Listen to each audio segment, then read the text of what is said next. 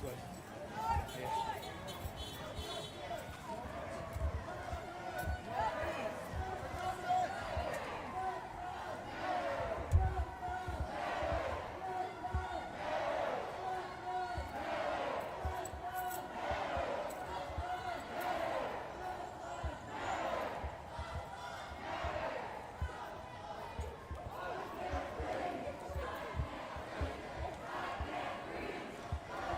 Yeah.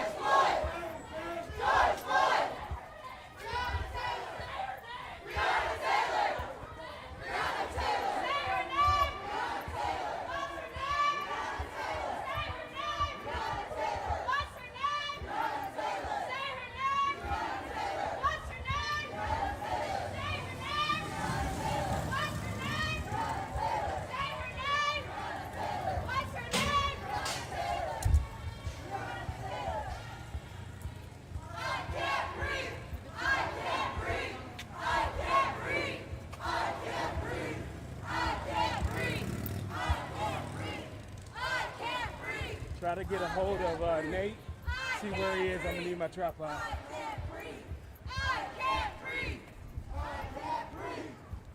He's on 10th going east.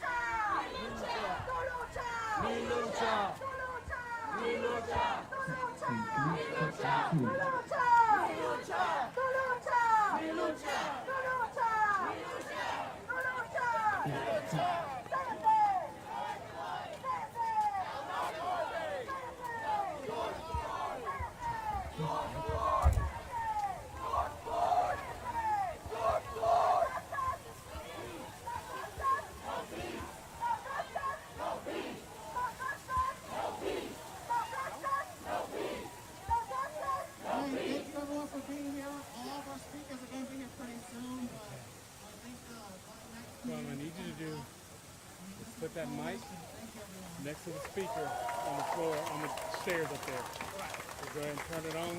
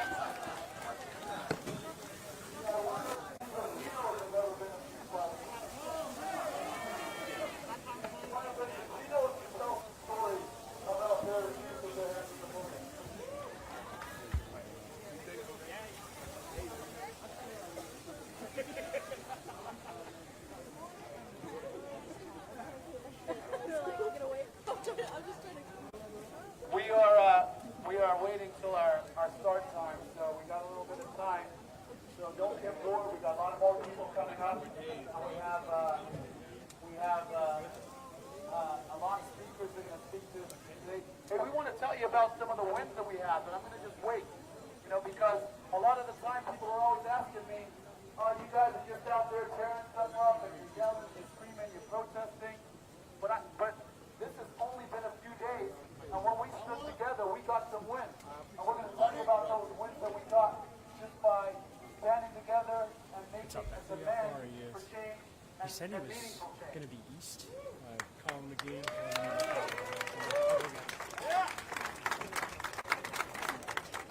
We're waiting for a few things to set up. And I want, you know, when we start some tents, I'm going to need some help. So I need some of you guys to come help me with some of those. I've been losing my voice over the few years. Me and Justice have been screaming so loud that I don't think we can talk anymore. Plus, it's hard to scream when you're getting maced and when the police are deploying chemical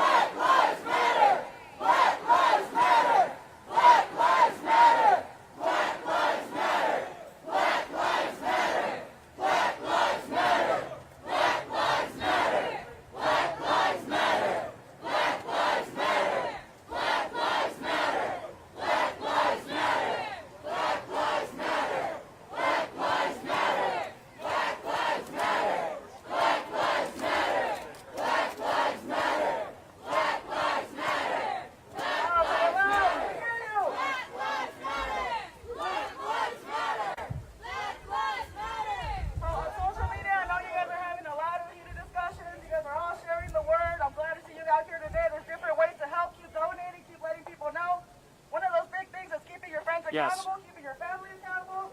That white privilege is real. Have those conversations. Got it. That shit is 5 awkward. minutes out. That shit is uncomfortable. 5 minutes out. I know. But you gotta have them. My Latinos, you gotta stop saying the N-word. No, you're good.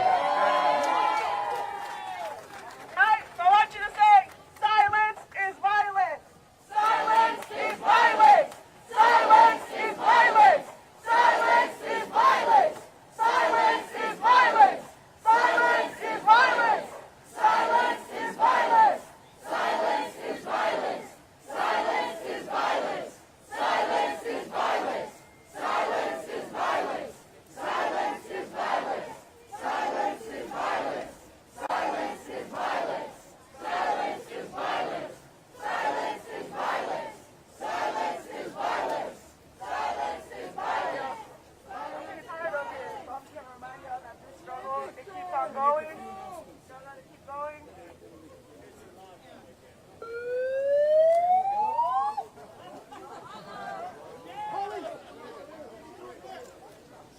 I'm with them. Listen, a lot of people are asking, how come we didn't go to the plaza this time and meet at the fountain? Well, we're not there because we go where we want in our own city. We are not going to express dissent One more time for me, in Josh. some confined area where they tell us that we have to go to bed at 8 o'clock because that's when somehow oppression Sure. stops. Can I email it to you? In fact, I think it would be great for us to march to the police station and get as close to the police station peacefully as we can. If you could, and speak directly if you to could the just text people me at this number, who are I'll trying text to you my address. influence right now. What do you guys think Thank about you. that?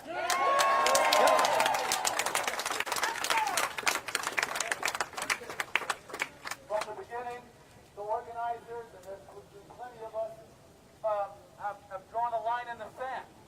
We didn't come out here with pie-in-the-sky dreams about how we're going to somehow end racism. Racism is as American as apple pie. But we do have demands. We have demands, and we want our demands to be met, and they're achievable and doable. 4 days later, we got close to 60,000 signatures on our petition and growing.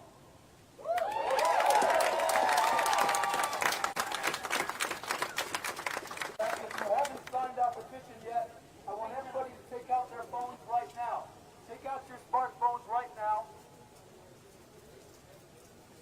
And I want you to go to change.org, change.org/police the KC police. Change.org/police the KC police. I want you to sign our petition, and then I want you to forward that petition to all of your friends.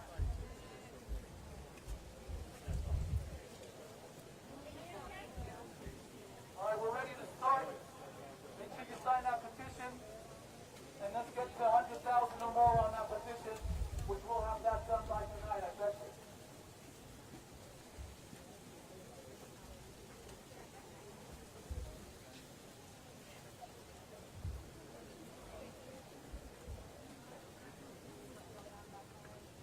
Got it.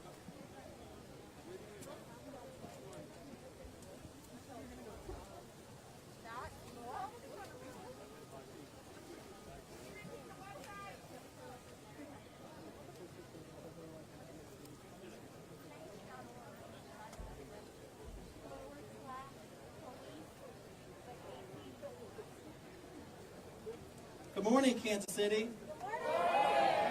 I'm gonna need some more energy. I'm gonna need some more energy.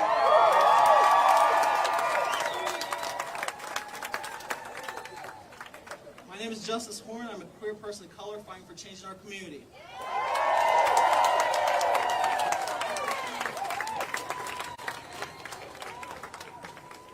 I know a lot of people have been asking why we've been protesting every day. We've been protesting for a better community, a safer community, a community that serves all. But protest is a small part of the pursuit of tangible change in one's community. We have a list of demands we want to see happen in Kansas City.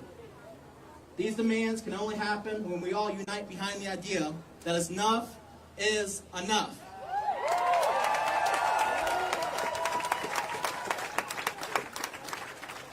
Because frankly, I love you all to death, but I don't want to do this next month, next year, or for the rest of our lives.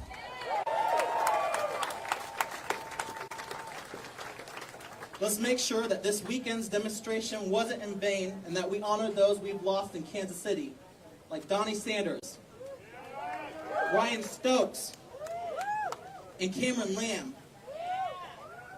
We demand actual change in our community through policy. So let's be clear about our demands.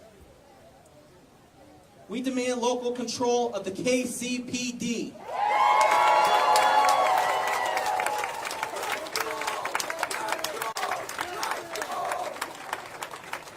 Approximately 70% of the city's operating budget is allocated to public safety, with over $250 million dedicated to the police department. Yet, the city of KCMO has no authority west of over the the city, and then KCPD's they march decisions, their way through policies, downtown to meet up with practices, the and rally that is happening procedures. right now.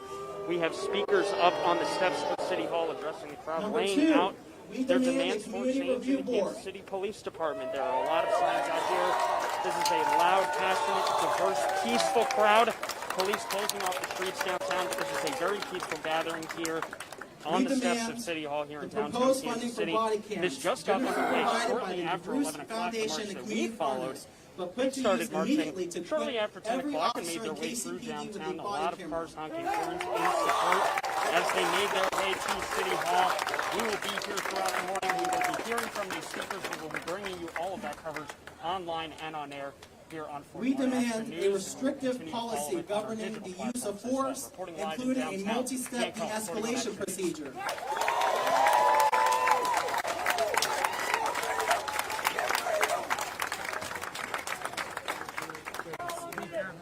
With respect to the protest beginning on May 29, 2020, following the murder of George Floyd, we demand that all pending legal charges, civil or criminal, levied against peaceful protesters by the KCPD be dismissed, effective immediately.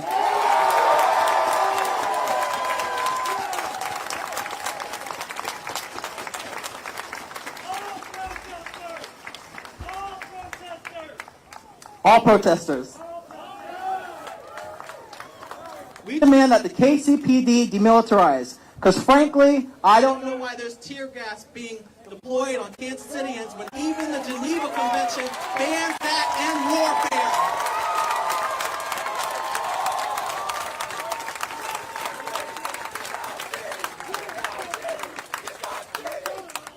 warfare. We demand that KCMO engage with community representatives, including activists, members of advocacy groups, and the leadership of local nonprofit organizations. Because frankly, that Unity March, I didn't get a contact. Henry, did you get a contact? They're not engaging.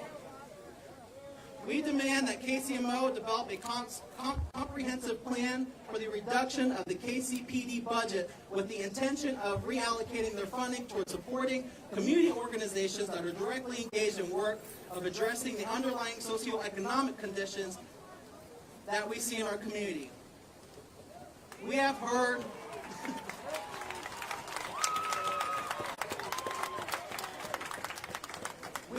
some of what I've said, and we know that there's more to do, but this isn't enough. None of this is enough. We agree with you, and we want you to know that this is not the end of our demands. It's the beginning. This is a beginning of a movement. Hear me loud and clear, everyone. If they give us an inch, we take a mile.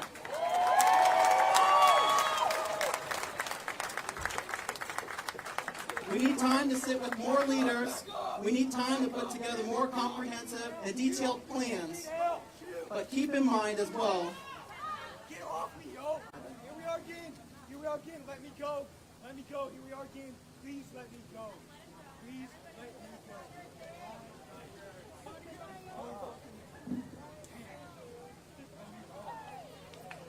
Thank you, medics. Thank you. Can we have a round of applause for the people that are here to take care of us, our medics?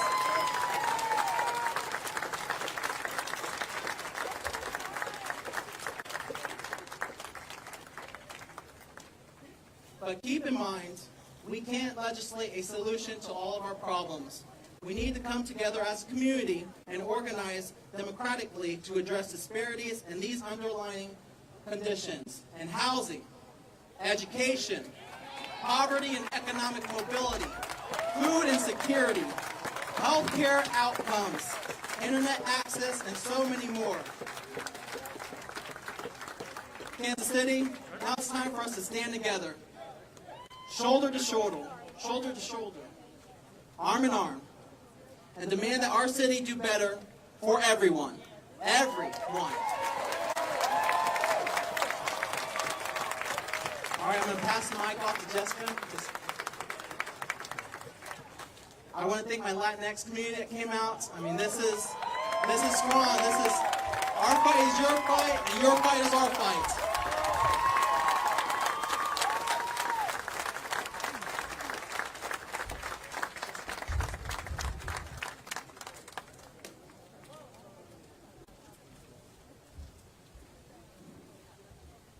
Tu lucha! Tu lucha!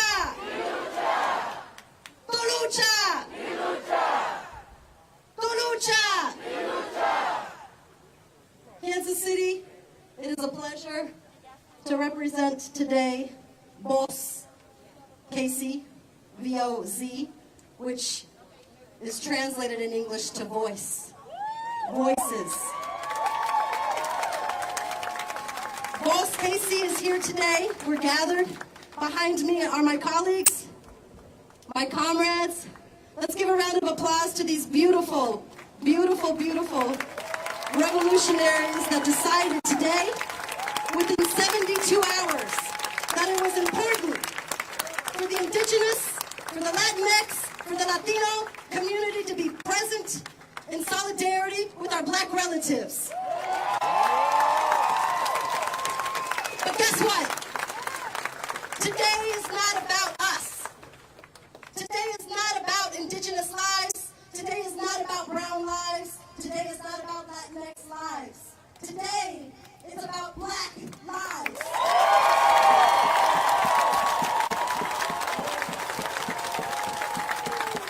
Now, right around, hermanos and hermanas, we know what it's like to struggle. We know what it's like to be policed. We know what it's like to be pushed back into the shadows. We know what it's like to be an essential worker. We know what it's like to keep America living. But today isn't about us. Today, we come together as a one pueblo. Today, we come together as una raza so that we can stand in solidarity with our black relatives because black lives matter.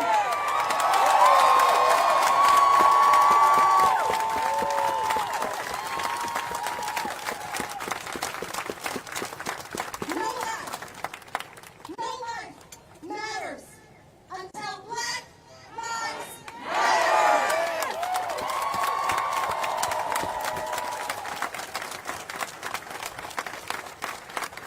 And on behalf of Voz KC and on behalf of Latinx across this globe, we want to thank the black community for standing with us through what we have been struggling with. We want to thank you for being at the detention centers with us. We want to thank you for calling on ICE to be disbanded. But today is not about us. Today, we stand in solidarity with our black brothers and sisters, our relatives. We demand local control of the Kansas City Police Department.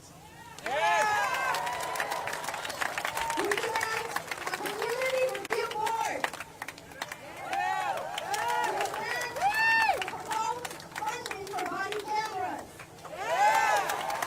We demand a restrictive policy governing the use of force. We demand that the KCPD dismilitarize now.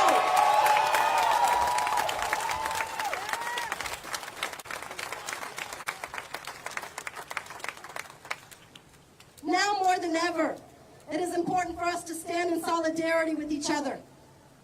Porque la lucha sigue. Now more than ever, hermanos, it is time for us to talk to our tíos. It is time to talk to our tías. It is time to talk to our abuelos. It is time to talk to our neighbors. It is time to talk to Kansas City brown lives and to tell them we come together. We stand together.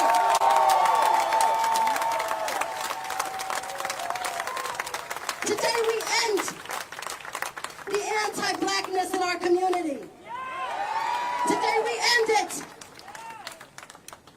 Today we end it because tu lucha, tu lucha, tu lucha, because no life matters until all of black lives matter.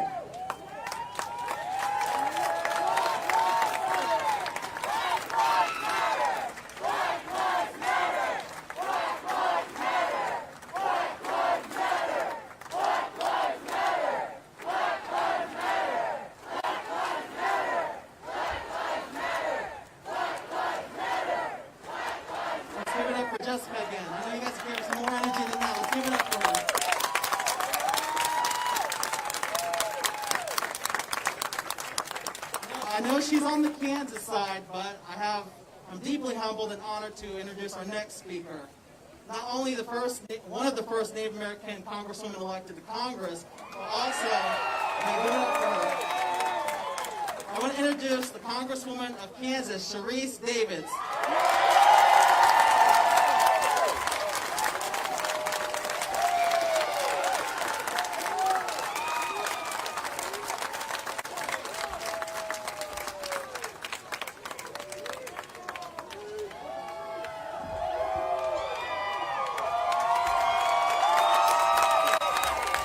Hold on.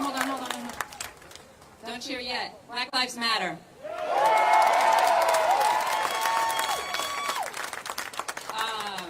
First, I want to start off by acknowledging that today is Breonna Taylor's birthday. She would have been 27. And say her name, Breonna Taylor. I think that it's important to recognize that we have lost too many folks in the black community because of injustice and violence and racism. And I want to say thank you to Justice for inviting me today because it's important to recognize that I don't speak for any particular community, and that my role as a congressperson is to listen, as an elected official is to listen, and I share the heartbreak and outrage over the killing of George Floyd, Breonna Taylor, Ahmaud Arbery, and the countless other folks black people who have been killed and murdered. And I think that right now, the pain and anger that we're seeing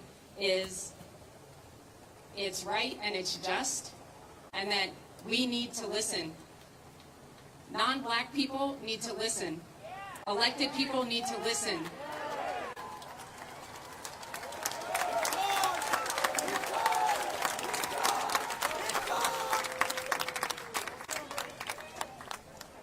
We're seeing a justifiable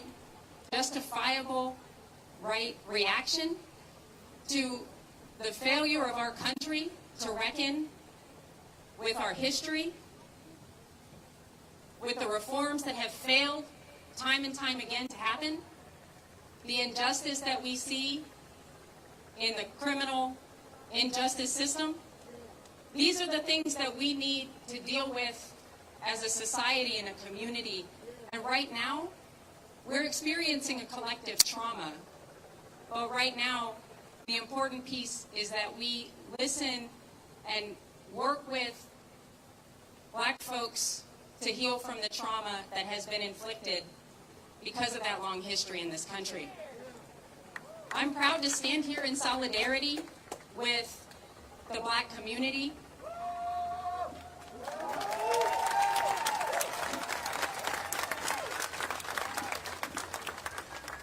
To say that Black Lives Matter, to say that the policy ideas that we already heard today and the calls for change need to be heard. I'm listening. I hear you. I certainly see you. And I see all of you. And I think that the wounds that we need to begin to address in this country are starting now to heal. But it's hard. And if you're not listening to the black folks around you, you need to start.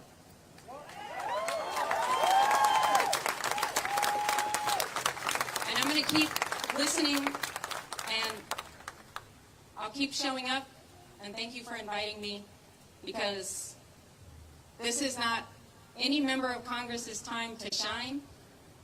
This is the time to shine the light on the injustice that we've seen for too long in this country.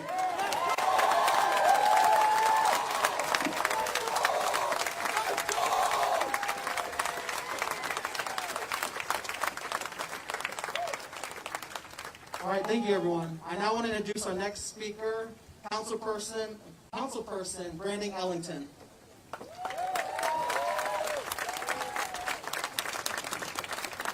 Thank you. He gave me permission, he gave me freedom to go in, and I plan on doing it. But before I say anything, I'm going to say all praise and honor and glory be to God. So whatever comes out of my mouth is not my fault. There's a couple things I want to talk to you about, though, and all of these is from the bottom of my heart, 100% sincere. Y'all need to start checking people's resumes. Nah, I don't think y'all hearing me. Y'all need to check people's resumes. Y'all gonna have a lot of people coming before y'all talking, a lot of people saying that they're listening, a lot of people saying that they're caring. And it's the same with some that's protesting. Some that's protesting don't actually care about the struggle. But the struggle is real. And y'all need to start checking people's resumes, especially those that are in office. Everybody that's in office has a record. This is my second go-around. I was at the state 8.5 years. I'm down here for 6 months. I'm not going to go through the legislation that I did, but at the state, most of my legislation was about police reforms. When I came here to the council, I filed 3 or 4 police reform bills. No support, right? Check people's resumes. Same when we talk about prosecutor powers and those that are arresting people and not. Ryan Stokes, that murder didn't just happen. That was in 2013. The officer that shot him, he's still at the police force. The officer that was arresting him, he's no longer at the police force. Start checking people's resumes, man. When we talk about police brutality, when we talk about injustice, when we talk about things that we've been talking about for over 45 years, that's a problem. Emmett Till was the first cat to get drugged through the streets, and we still been murdered on TV. And I appreciate the demands, but even with the demands, we have to make sure that we're moving in appropriate fashion. Because when we talk about local control, that doesn't take a whole bunch. It takes an initiative petition to get it on the ballot to vote for it in Kansas City. Not that hard, not that complicated. When we talk about video and audio equipment, we need to be checking who's going to hold that. Because currently, without local governance, that would still fall up underneath PD, right? So when we talk about these things, make sure that we're moving in the right fashion. Let's make sure that we're using this energy righteously. And don't let people leech off your energy. Right? I'm 38 years old. I grew up 40th and Prospect. I ran for office not because I thought I was smarter than anybody, not because I thought I was better than anybody. I ran for office because I was tired of watching the police go in people's pockets, take their dope money and let them stay out there, meaning that the activity wasn't illegal.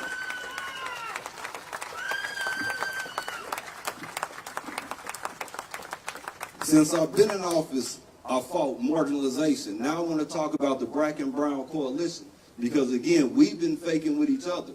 We're the only people, not the only, but we're the majority only ones here that got melanation in our skin. Melanation is factual. Melanation is not an opinion. Melanation is something that is synonymous to all of us. Yet we don't link up and we suffer the same suffrage. We all live in inner cities of poverty. West side, east side. Horrible. Right? But it's more of us than the so-called majority. If we stop buying into colonization and we just observe, we just look, because if you look at each other, we have melanation. So there's no reason that we're separated. There's no reason that collectively we're the weakest politically. But if we look at our numbers, we're the largest collectively. It doesn't make any sense that if you look at the state numbers, we're the majority that gets put over, Black and brown. But our hit ratio, the amount of dope, drugs, and illegal activity is less than white folks, right?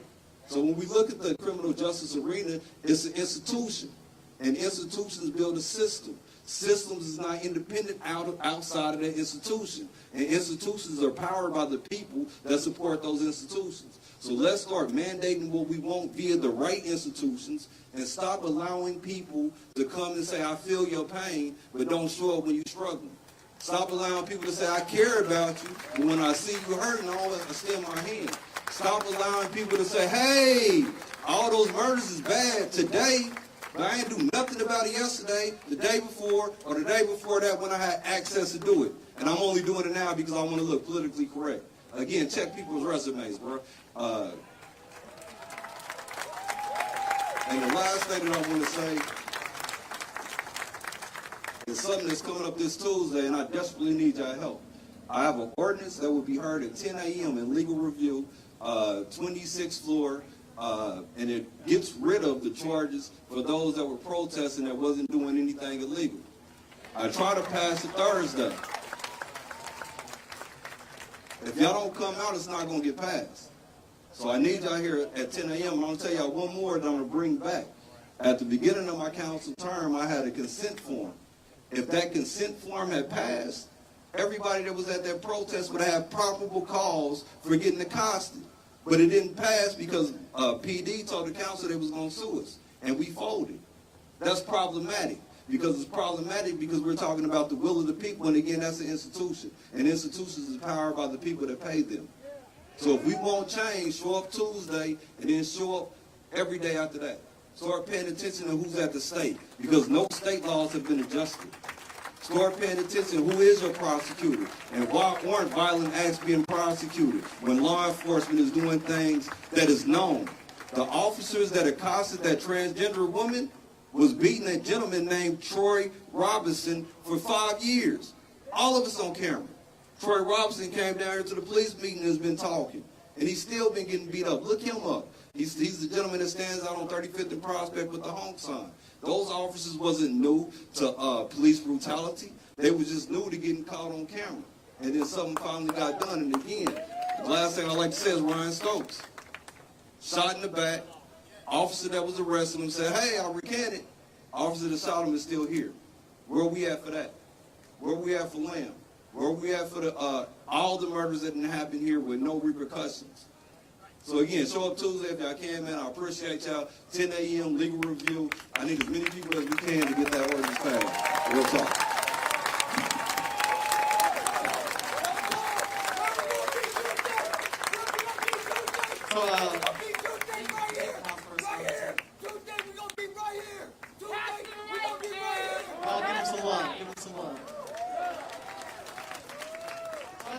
I'll introduce our next speaker, but I do want to bring to people's attention that we have medics on staff just in case.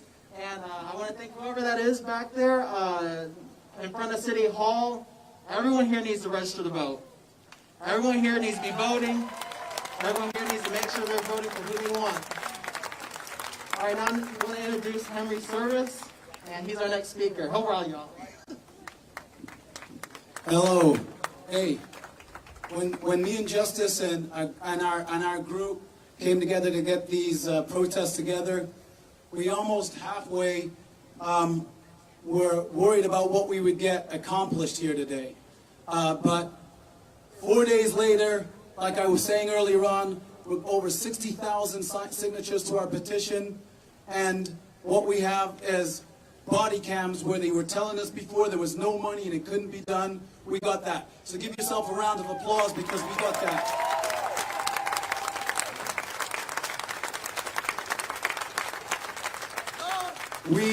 We from the very beginning were unashamedly inclusive. We said, this is about Black Lives Mattering, and we need everybody here to help us. Because if you think Black Lives Matter, then it doesn't matter what color you are. This is not black people against white people or black people against any other race. This is people against racism and injustice.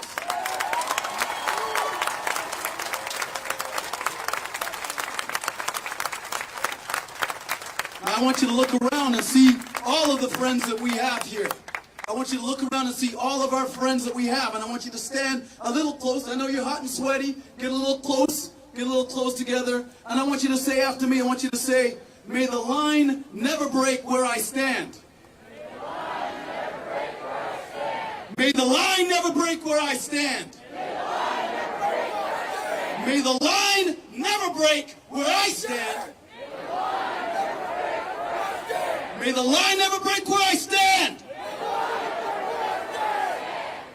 All right, power to the people. I want your fists in the air. I want you to say, power to the people. Everybody fists in your air. Power to all people. Power to the people. Power to the people. Power to the people. Power to the people. Power to the people. You know why I say power to the people? Because we're stronger together. We are stronger together. When we come, Henry by himself, I can't get anything accomplished. But when we stand together, we can make demands, and then 4 days later we get something we were asking for years, and we weren't getting. We're stronger together. Stronger together. When we stand together and we demand change, and when we demand and don't ask, there's no polite statements, Ed. There's no tea and crumpets. There's just us demanding. We get what we want. These are our streets. This is our city. This is our government. This is our police force. They work for us. We don't work for them.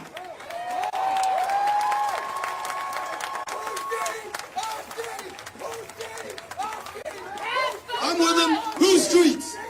Whose streets? Whose streets? Whose streets? Whose police force? Whose government? We are stronger together because there's more of us than there is of them.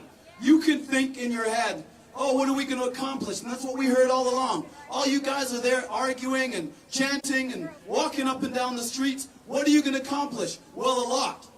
Well, a lot. Later on today, we're going to make our demands and we're going to ask for receipts because, you know, like Councilman Ellington just said, there's a lot of people out here who will give you some good talk, go home, and then you'll forget.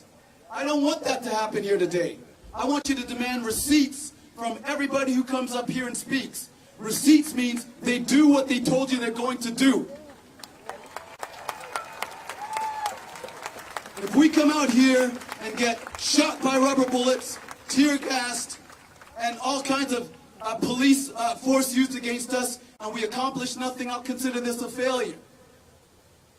We've got to remember what we're doing here today and carry it on into your everyday lives. Don't say you're with me if you go back home and you don't take this to the water cooler at your office. If you don't take this to the voting booth, if you don't take this to your friends. Don't be on Facebook agreeing with your friends about some silly stuff if you don't flame them and say Black Lives Matter. That's not something you can just say here today. That's something you say in your church. That is something you say when you're talking to your friends, even the ones that don't get it. It's your responsibility, yours. It's your responsibility to take this back from here into our society because that's the only way we are going to get better as a society and finally tell them that Black Lives Matter. So what I'm doing here, and I want everyone to do this with me. Do this with me. I want you to draw a line. Draw a line in the sand. And either you're with me and us, or you're with the other side. There's no gray area. There's no gray area. Black lives matter, or they don't matter to you. You draw on a line of sand, you make it clear, you speak it loud, and you do not take no for an answer.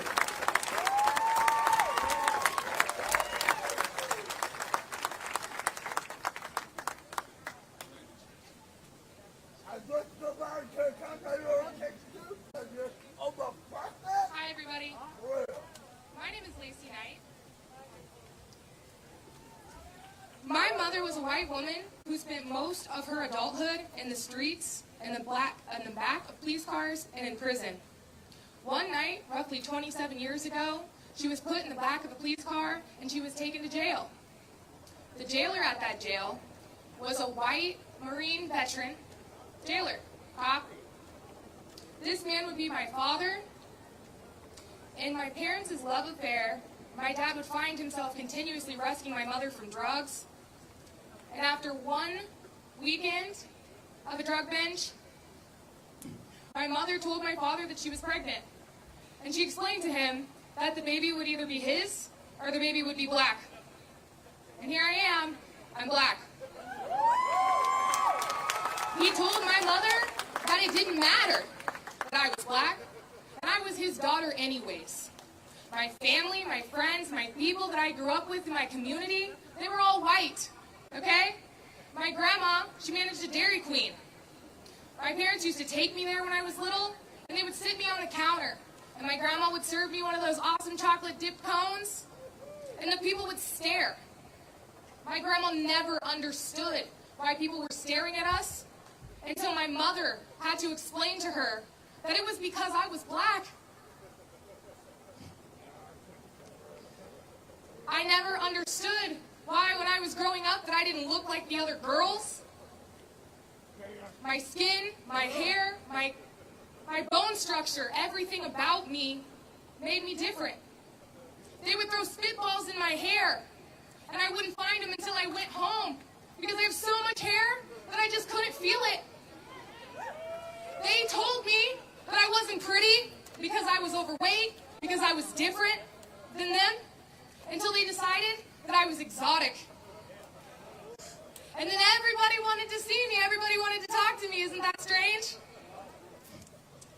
One day when I was a child, I was walking up to a farmer's market with my grandmother and my aunt, and a car full of black men drove past me, and they threw a slushie out the window, and as the colors ran down my feet, they called me a nigger.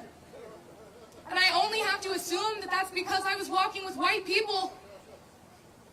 But by far the worst time that I ever experienced racism is when my daughter's father's girlfriend at the time hit me with her car on Christmas Eve and called me a fucking nigger.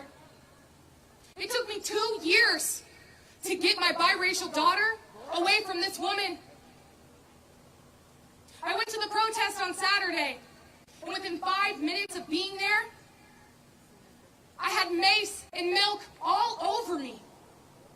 I tried my best to protect all of my people. As you ran away from the police, I ran to you. The scariest thing I've ever seen was a tiny little black girl standing there next to her brother that I was helping, who was screaming from the tear gas in his lungs.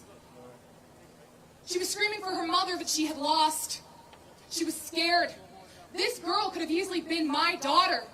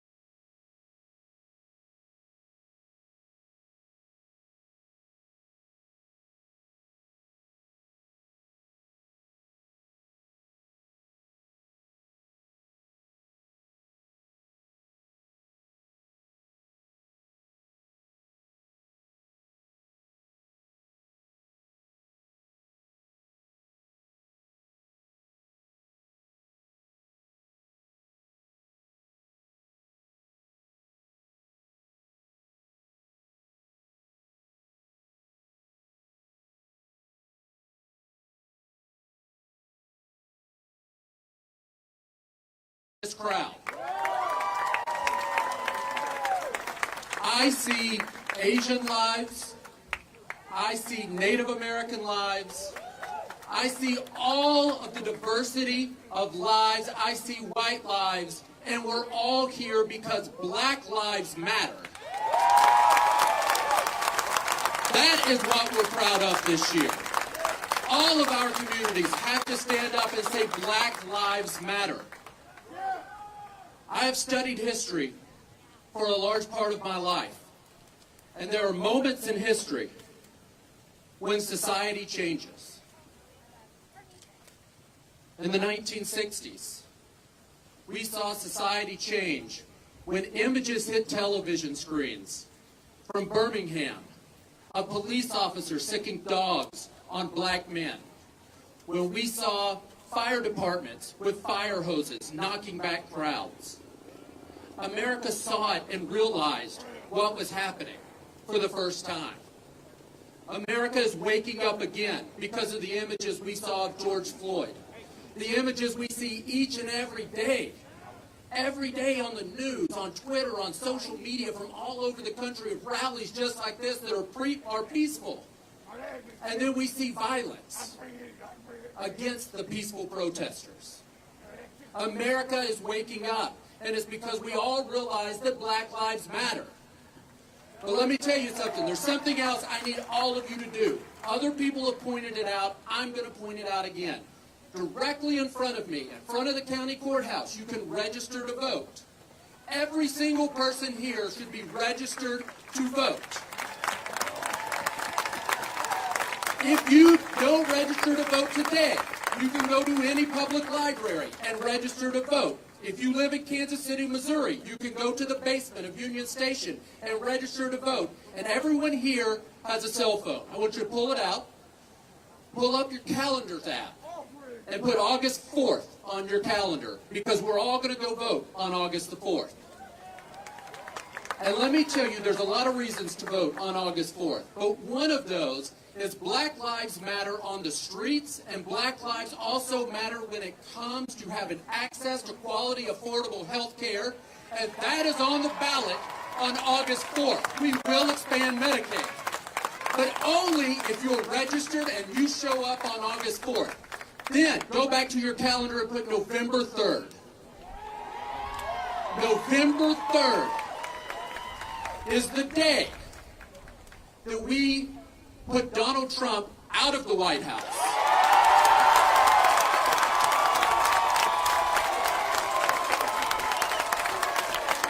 It's the day we reclaim our country for the best values that we hold. Yesterday in a meeting, I sat in a meeting with Governor Parson and heard him say that he didn't know that coronavirus would affect the black community the way it did, and he didn't know why. He said he wanted a study to see why this was being done. It's time we have a governor who already knew that it was going to affect black lives more, and we need to elect Nicole Galloway to do that. We had so much on the ballot. This is a moment where we can change America. You're here proving it. The diversity of faces in this crowd and lives in this crowd prove it. Thank you all for being here. Thank you all for having me. God bless.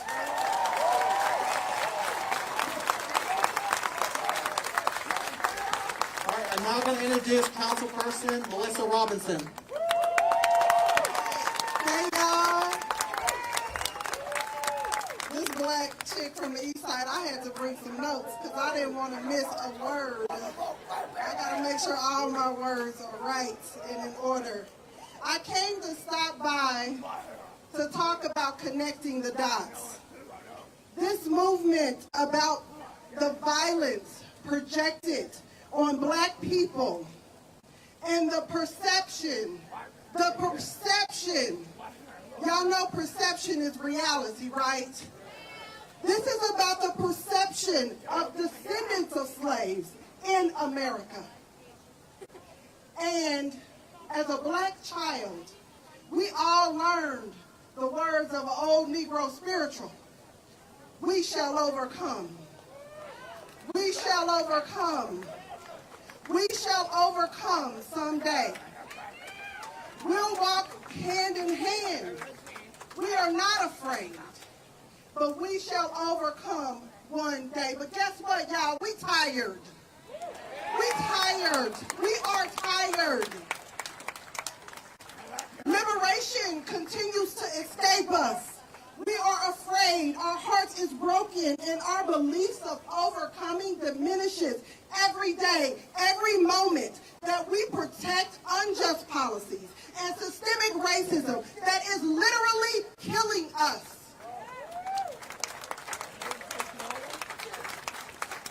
Our faith is uprooted.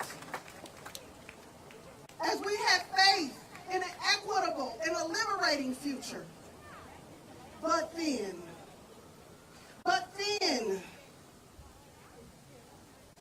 just as we began and our hope was being evaporated, and we began to retreat into our silos and our corners of complacency, but then a sequence of horrific events occurred, and it is igniting our anger in a way that is productive and that is activating our sense of responsibility, our sense of duty to make America whole.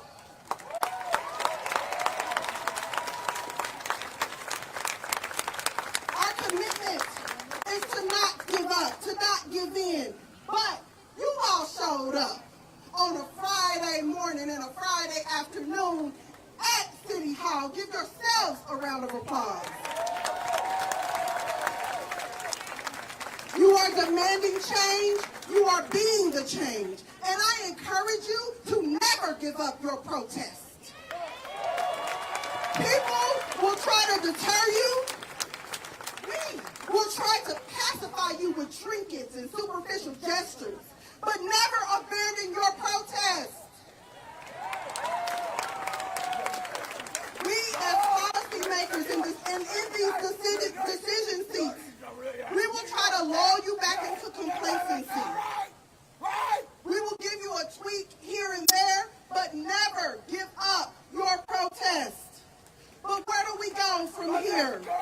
How do you imagine your protest after body cameras are installed and a citizens review board is enacted? What does your protest look like after this demonstration season ends? What does it look like over the next 18 months, the next 5 years? What does your protest look like over the next 15 years? What is our broader plan to heal our community and to make our way towards peace? No justice? No peace. No justice? No peace. No justice? No peace. Will you be protesting in the corporate corners, at negotiation tables? Where will your protest be? In the hallways of the classroom or in the chambers of the legislative house? How will you sustain your protest? Are you thinking of a master plan? As an elected official that represents this city's most economically deficient community, the city's district that encompasses the segregated black wards, I would not be fulfilling my commitment to the 3rd District residents if I was not thinking of a master plan. This is a master plan that connects the dots, and it dismantles racist and oppressive structures. Connect the dots, y'all. It's not a coincidence that the majority of the police complaints are from patrol stations in the 3rd District. The 3rd District, where there is a density of black people. This is a broader issue, more than about a camera or police oversight. This is about the persistence of systemic needs on the necks of black lives.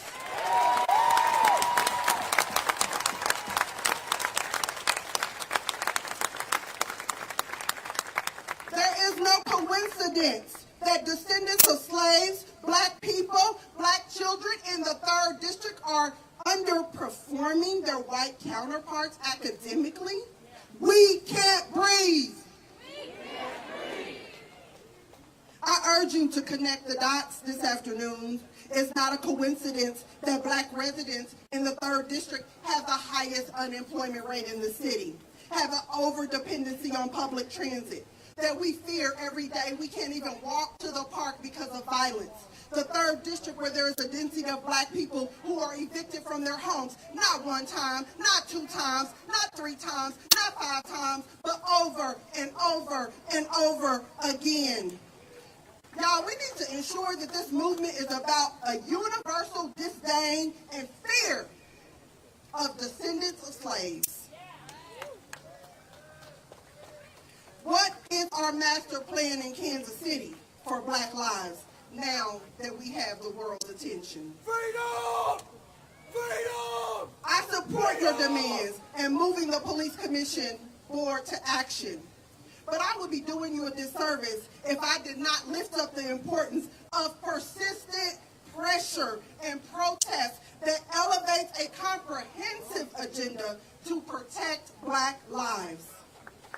I have introduced a righteous policy agenda package, and let me tell y'all about what they are. 1, progressive action to address local control.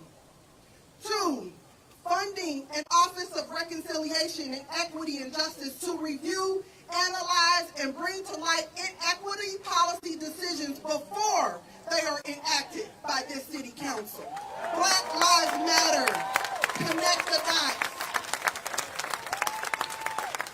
Number 3, restore funding for public transit so that those of us with the least amount of resources have access to free transit, just as those of us with the most resources have access to the expanding streetcar. Black Lives Matter.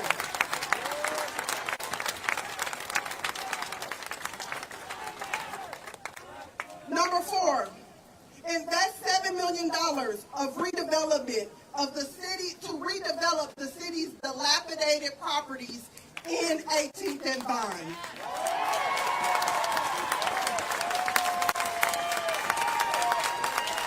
18th and Vine is the epicenter for Black entrepreneurship and Black culture in Kansas City.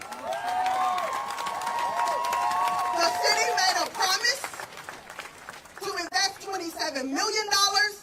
They've invested $7 million, and now they want to renege. Not today. Number 5, ensure that the city's investment in economically distressed areas will protect residents from gentrification by prohibiting landlords to use our money to change rents over the area median income. Black Lives Matter. Not on our dime.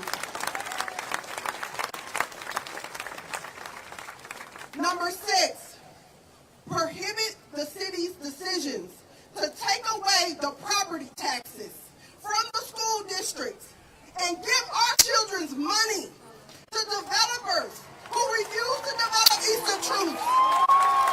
Black Lives Matter. Connect the dots.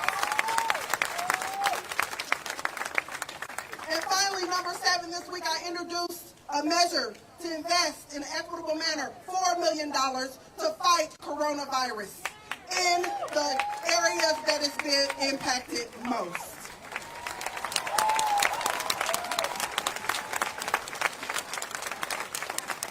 We have work to do, y'all. We have to improve policing. We have to ensure that we're building an intersectional master plan to preserve and protect the value of Black lives. Yes, we shall overcome, and we are not afraid. And today, as I look at all your beautiful faces, and thank you for wearing masks, we're still in a pandemic. As I look at all your beautiful faces, I'm filled with hope. My heart is restored, and I am fueled by your energy. And finally,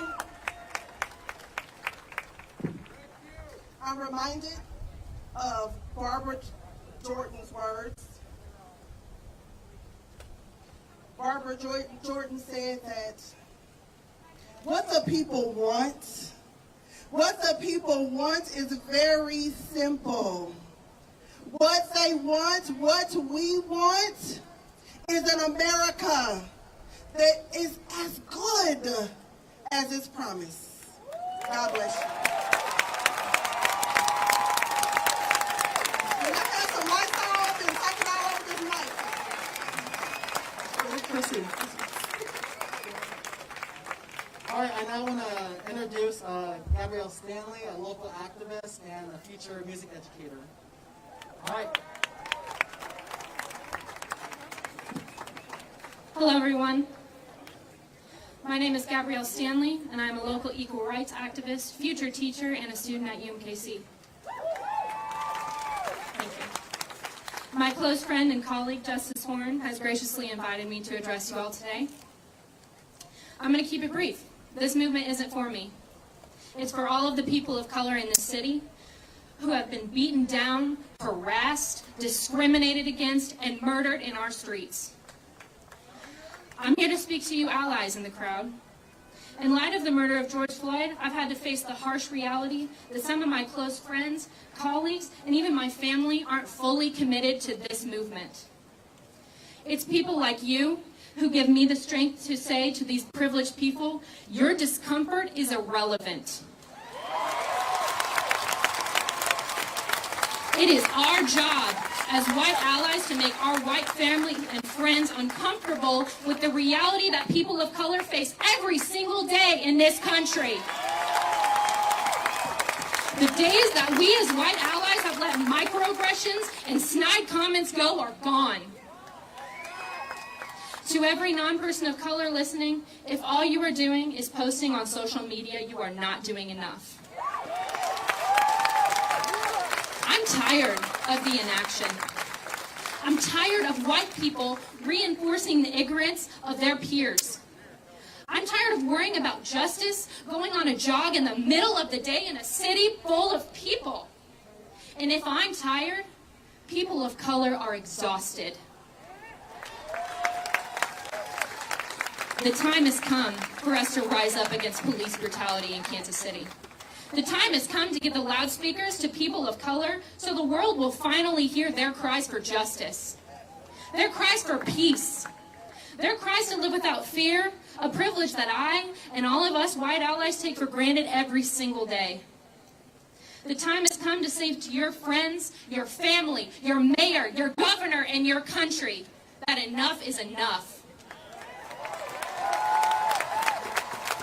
Thank you all for your time today. I'm going to give the mic back over to our people of color. Thank you.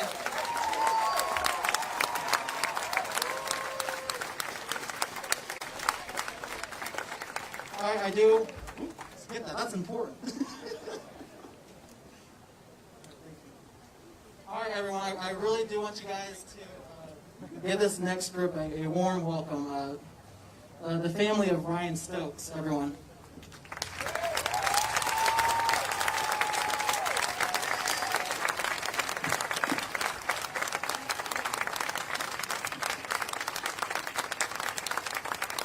Hello, everyone.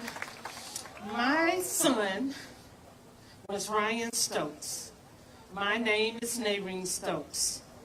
I am Ryan Stokes' mother. Ryan was my only son. I miss him every day. I fight for him every day. I want Mayor Lucas to know my son was murdered by Officer Bill Thompson, 2 blocks from where we stand today. He was shot in the back. He was an innocent man. He was unarmed. We mourned his loss every day. The morning Ryan was murdered, I came down here to find him. And the police sent me away to sit at the bus stop. They would not tell me about my son. 14 hours, we're still waiting. We prayed he would call us. We prayed he was okay. Then the police called me to talk to me about the welfare. They wanted me to come and meet them. I told them they could come to my home. By the time they arrived, My home was filled with family, and Ryan's very large group of friends stood in the streets around our house praying with us. The police treated us like criminals. They arrived in SWAT gear. They blocked off the streets. The detective whose job it was to lie to me about the circumstances of my son's death was escorted to my gate by patrol officers. The detective told me Ryan's death was Ryan's fault. He told me the officer forced to shoot my son. He said Ryan pointed a gun at the officer and he shot my son 5 times in the chest. I knew he was lying to me. Ryan was shot in the back. I saw the wounds myself. It was not enough to rob me of my son. The police had decided to take my son's good name too. They prosecuted him in the news. For 3 years after Ryan was murdered, I tried to talk to the chief and to the mayor. I wanted justice. I wanted the truth. But no one would talk to me. The mayor and the police chief taught me that the only way to be heard was to go to court. Mayor Lucas, I pray you will do an independent review of my son's murder.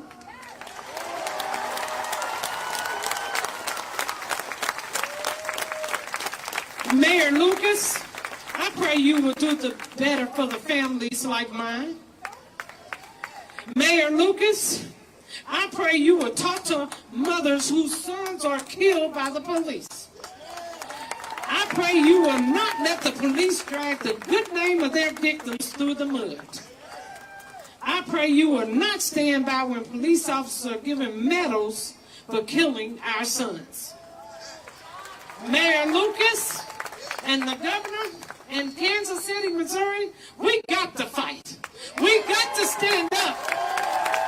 They are killing our kids right here in Kansas City. Not in Minneapolis, not in Chicago. It's right here. We got to fight. Stand up. Pray for me. Thank you so much.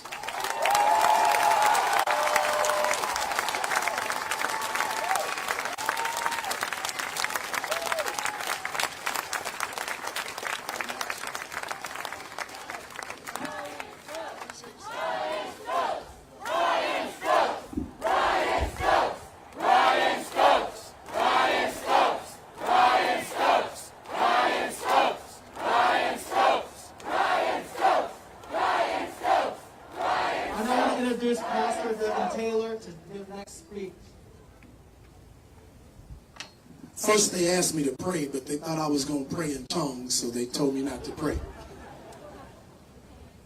When I say, when the camera's on duty, I want you to say the cop's on duty. When the camera's on duty, when the cop is on duty, we need to make sure that they're not taking the cameras and turning them off. That's one of the policies we're going to fight for. So when the cops on duty, I can't hear y'all. When the cops on duty, cops on duty, the camera's on duty. We need to make sure we understand that. When I say black lives you shot must survive. Black lives must survive. I can't hear you. Black lives must survive. I said black lives must survive. On July 28th, my mother's birthday, 2013, Ryan Stokes was gunned down by the Kansas City, Missouri Police Department. And to this day, nothing has taken place to get justice for that. But in the justice that we're going to try to get, or we're going to get for George Floyd, we're going to inculcate that in and get other things done. Can we put our hands together for that? When the cops on duty, when the cameras on duty, gotta make sure we understand that. Because the game that will be played is when they're ready to do something dirty, camera will go off. When everything is looking good, it'll go back on. Here's something that has angered you, and I know you've been waiting on me to say it. Don't tell us to not believe our lying eyes. If my eyes see it, it is what it is. So when I say, what did you see? You say murder on George Floyd. What did you see? Murder! What did you see? Murder! You seen a murder. You must not tell your eyes it lied to you. Now I'm going to say something that's a little controversial, but it's not that bad compared to what I've heard. I know quite a few officers on the Kansas City, Missouri Police Department. Some I played sports with athletically growing up. And you have let us down, brothers. Because if we stopped it in the locker room, it would never reach the street. I said if we stopped it, I'm going to say it again. If the black police officers would check their brothers in the locker room, we would not have to worry about it in the courtroom.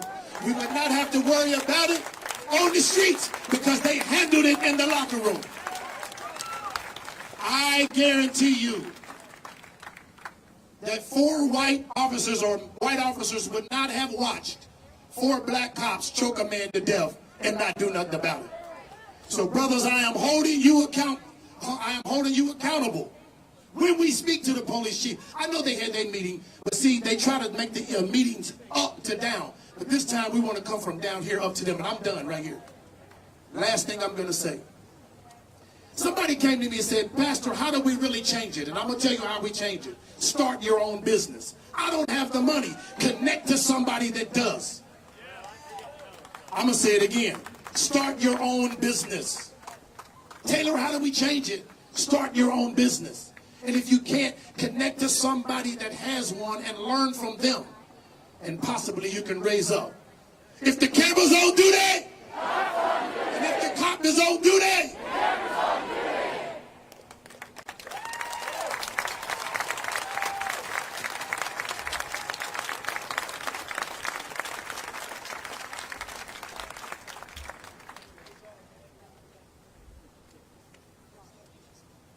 Hey, how y'all doing? I first want to say, like, somebody told me, because a lot of y'all might not know me, but I be on 35th and Prospect. A person told me, he was like, black people try everything but coming together. You hear me? My city has done everything but come together. You know, I feel like it should take another state for my city to be standing up for the same thing we got going on down here.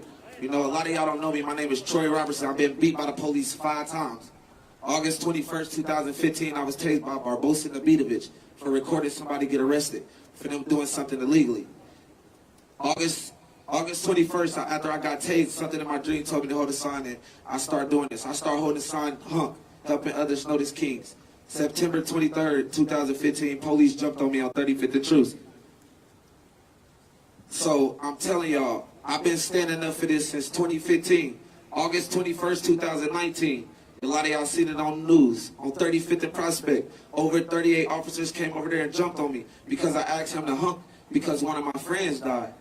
I only asked to hunk. So I'm saying, like, I've been making complaints, filing complaints after complaints after complaints. August 21st, 2019, September 6th, 2019, I got jumped on by the police again. They said I misused 911. I thought you supposed to call 911 when somebody passed out. I went to jail for misuse of 911. September 9th, the day we buried my big bro, they put me in the hospital for suicide. I had a seizure. I'm an epileptic. So I had a seizure. They end up saying the reason why they put me in the suicide pod is because I was trying to drown myself in my own spit and banging my head on the ground. If you Google the symptom of a seizure, it's going to tell you them same things. So I've been saying, I've been fighting for this same thing because I'm tired.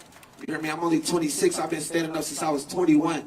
You can come to 35th and Prospect. We there every night bringing peace to my block, feeding the community. So why am I getting beat by the police that's supposed to protect us from these bad guys? Only thing I ask is, I feel like we got to stand up for this. And Mayor Lucas, we came up with an anti-violence prevention program that's going to stop violence in my city. I sent you messages and messages and messages because I came up with HUNK. HUNK means helping others notice kings. You can take that K out there and put a Q so we can help others notice queens. Or you can take it for the kids. I built an empire. That man said build a business. I built a business by myself, standing and sleeping on the streets because I was homeless out there. You hear me? So I'm telling my city to stand up for what we believe in. And if I want to police the police.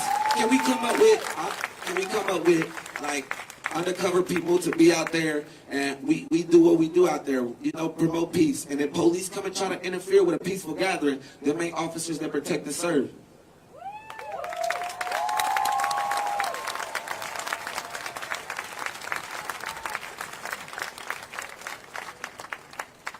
All right, now I'm now going to introduce our next speaker. It's Kyle Hollins. He's going to get it away.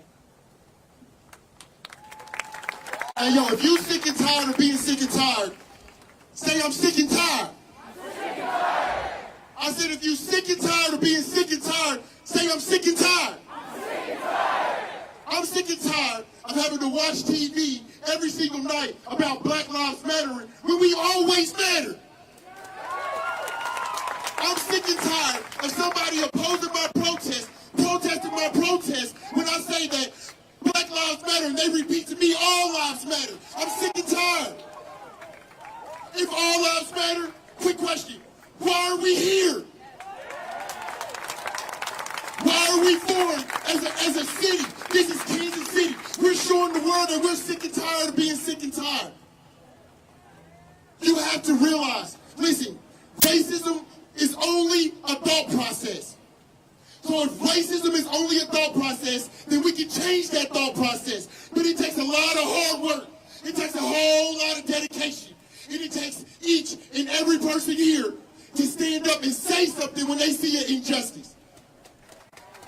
I need you to live a life of protest. Your life is going to be the protest.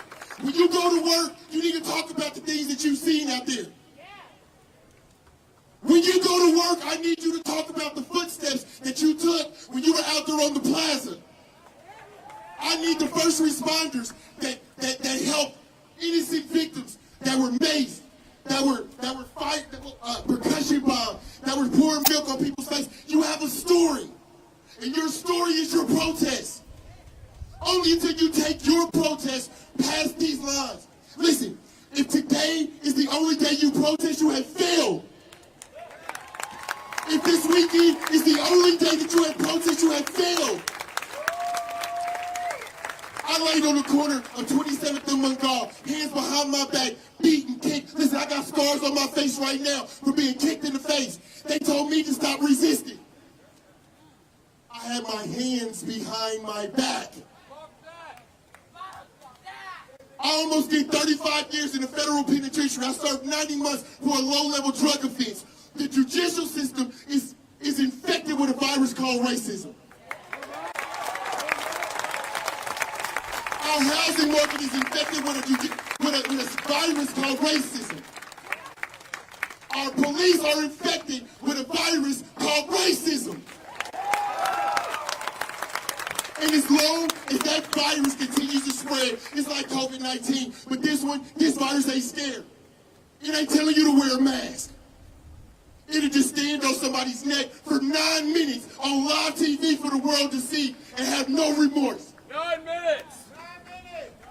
If you're sick and tired of being sick and tired, don't let today be your last day. Don't let today be your only moment. No, we're not all politicians. We're not all 501c3 owners. No. But we all have a story. God has gifted each person with a story tonight. Your camera has now been your weapon. Your voice, your hashtag is now your weapon. Your friendships, listen, and I'm going to be done. White mothers, white fathers, what are you going to tell your kids? What's the narrative? How are you going to teach your kids and raise your kids moving forward? We all know that rhetoric goes on. We're not going to hide from it. But what we have to do is have a sake of empathy. Because guess what? These mothers, that mother that lost her child, she didn't ask for her child to be in the front of a protest. She didn't ask for that. Mike Brown's mother, she didn't ask to be the advocate of a nationwide movement. She didn't ask for that. So you have to train your children You have to prepare the next generation because guess what? They're the policy holders of the future. They're the police officers of the future. The police system isn't bad, but it's infected with racism. Our political system isn't wrong, but it's infected with racism. But if you train them when they're young, and they take those positions, their cognitions, the way that they think, the way that they breathe, the way that they move, will go into those positions, and they will make the policies and changes that we need as a people. Today we stand because we demand change. What do we demand? What do we demand? What do we want? What are we not leaving here until we get?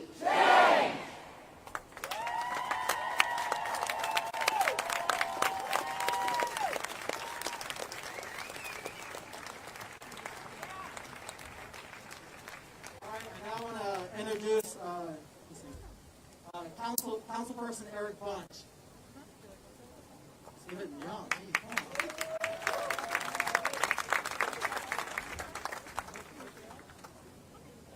Wow. What an amazing turnout. And let's give it up for the organizers of this event, especially Justice Warren. What a force. What an amazing job he's been doing, and an inspiration, and just thankful for this. And thank you all for showing up. Give yourselves a hand for showing up here today to demand more, to demand that we enact the change that so desperately we need. I struggled with with what I wanted to say today, and it's a difficult thing to talk about, and especially when I think back of my history textbooks, at least the ones that I saw when I was a kid. They were whitewashed, and we were led to believe that because the North won the Civil War and slavery was in our distant past, that we'd been atoned. And that ain't right. Thank you. We didn't learn about the direct through line from the Civil War, from the antebellum South, through the racist housing policies of the North that continued to further disadvantage our communities of color and our black lives. And one of the first memories I have of an uprising in regards to the result of a brutal beating of Rodney King. I didn't understand that protest was about not just about the beating, but the fact that those officers who brutally beat him were absolved of all wrongdoing. And I watched all the protests going on across the nation, and I'm optimistic that this is really a different time. But I'm not the one to say that. It's not about me. And I look over the crowd, and I'm impressed with the turnout, and I need to talk to my fellow white folks out there. This isn't enough. Are you tired? Well, drink some coffee and perk up, people. We have a job to do as white allies in this movement. And I'm going to ask the same question the previous speaker asked, which is, white parents, what are you telling your kids about this? I am reckoning with that right now with a 6-year-old trying to explain to him what systematic racism is. White folks, get with it. Let's do this. Be more than allies. Your Black Lives Matter. Absolutely. But it's not an ideology or a political agenda.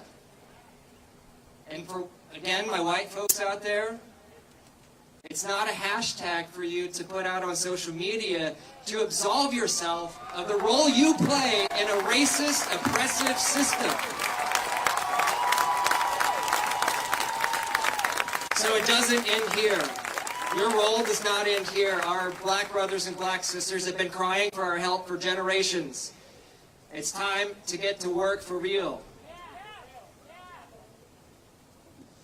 I've watched protests on TV and in person, and I've seen videos of unnecessary escalation on the part of law enforcement. I've seen men and women get brutalized with rubber bullets and tear gas. That ain't right. We have to demand change, and it starts right here. And I'll be honest with you that simple reform to law enforcement isn't enough. We spend as a city 10 times the amount on law enforcement as we do on public health. And we all know that we are in the middle of a global pandemic. A global pandemic that is harming our black brothers and sisters at a rate so disproportionate that it's inhuman. And we've called you out here in this crowd in the middle of a pandemic, and thank you for doing it, and thank you for putting your health at risk. It has to happen. We spend 10 times the amount on law enforcement as we do on public health. Let that sink in. And that's the same at the state and national level as well. Public health is a way to police our cities without the heavy hand of brutal law enforcement that we've seen in so many of our videos. Public health is a way of the future of enforcement and making our communities safe and whole. Public safety, not policing, not law enforcement. We're not going to get there overnight. But we need to start taking a different approach. We need to look at trauma-informed care, because the folks who've been living in the east side of the city have experienced trauma that white folks, you and me, we haven't experienced. And white folks, we need to get real about that. That trauma that they've experienced results in the crime that we see. We have to do better. We have to take a public health approach to public safety. We have to give access to health care. We got to get Medicaid expansion passed here in a few months. But that's not enough. That's not enough. The protests that we've seen across the country have not only resulted in public cries from the community, from the organizers, from your voices, but tangible results are coming of it. People are talking about the complete systems change that is required for law enforcement to do right by our communities and make us safer and not fear them. You look at what's happening in Minneapolis. My counterparts in Minneapolis are calling for a complete undoing of how we do law enforcement and public safety. It's not going to happen overnight. We've taken some important steps. I think you probably heard the mayor thankfully talk yesterday about the last couple of days talking about body cameras. We've got to have body cameras on every single officer, right? We've got to make sure that they stay on. And we got to make sure you have access to that footage, because we can't rely on innocent bystanders to take video on their cell phones. Sometimes those innocent bystanders are charged with crimes themselves. You've got to hold them accountable, but we have to have them held accountable as well. They have to hold themselves accountable. That's not enough. We also need local control of our police department. We've got to get the control of our police department back in City Hall and out of the governor's mansion. We've seen the leadership that comes from the governor in response to COVID-19. We've seen that. And if that's what we have to look forward to, then we need to bring that back here so that the people of Kansas City, have the ability to make these changes. And in the long run, all that stuff that law enforcement reform isn't enough. We have to rethink how public safety works. The very people who are entrusted to protect your freedom of speech, a right guaranteed to you by the Constitution of the United States, are sometimes the ones you're most angry about. And if they're the ones in charge of protecting your freedom of speech, we have to rethink how this thing works. And I was talking to my wife the other day about, I was saying, with systematic racism and especially in law enforcement, that it's broken. And she said, no, it's not broken. It never worked. If it's never worked for our communities, then it can't be broken.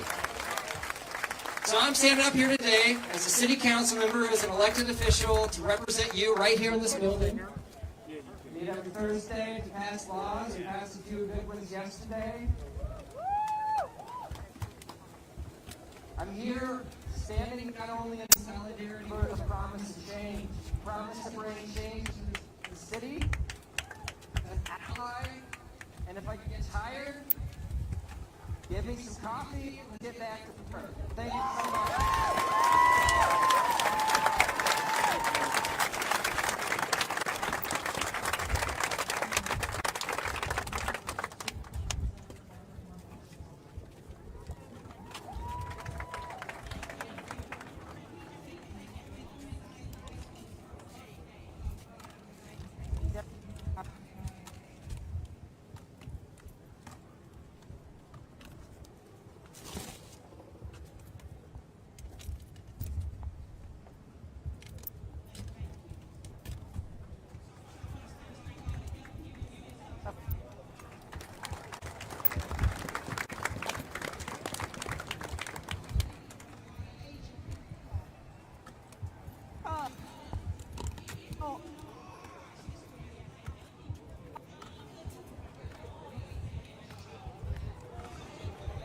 If you people, Martin was a man when he started. Lex was a young man when he started. Well,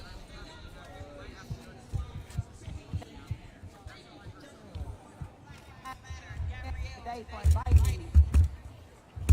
So while you all are fighting here, there's another group that's fighting behind the scenes that is working on policies, and we need young people.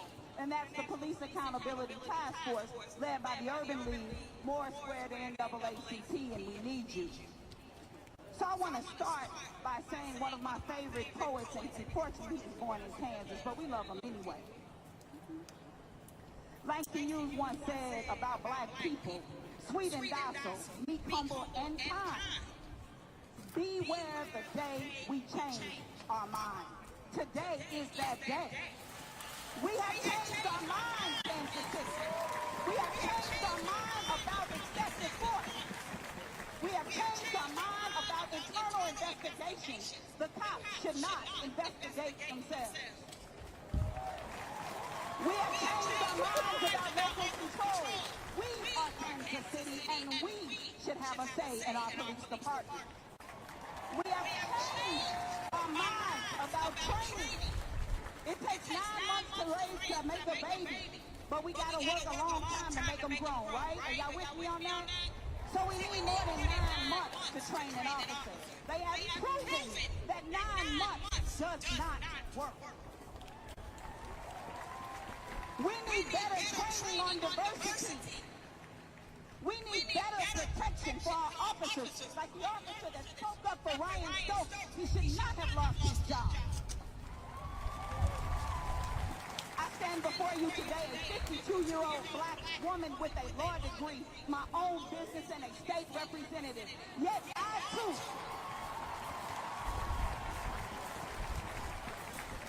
and I cringe and I get scared every time I see those lights. I should not be scared. Say, I should not be scared. I should not be scared. I'm not a black man, but I have black brothers, black Jews, black friends, black colleagues. And now, in the last 2 years, I got 2 black grandsons. I don't want my black grandsons who just moved to Kansas City to be afraid to live. They should not be afraid to walk the streets, to play in the park, to go to school, to get arrested for a traffic ticket. They should not be afraid. We have changed our minds because my grandsons need a future. We have changed our minds about our black men clogging up our prisons. We have changed our minds about high black unemployment. We have changed our minds about houses. We won't change and we want it now. Say, we won't change, we want it now. We won't change and we want it now. With this movement, the unification of all of us, Because some of you young people, you don't get taught in history anymore. White folks have always been involved with black folks in getting us freedom. Frederick Douglass and Harriet Tubman couldn't do it on their own. Martin Luther King couldn't do it on our own.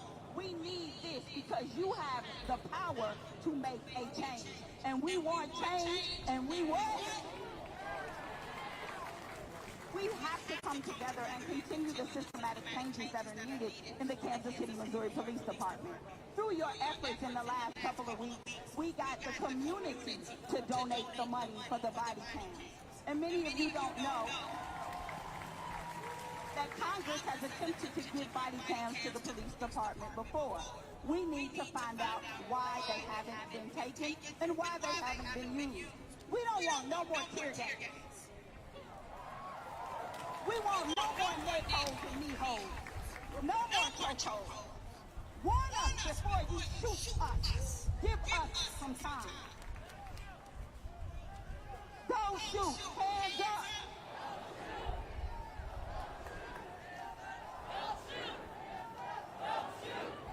Don't shoot into moving vehicles. Better officer intervention. If I, as an officer, see something wrong, I should not fear my job to speak up. Everybody say, see something, say something. See something, say something.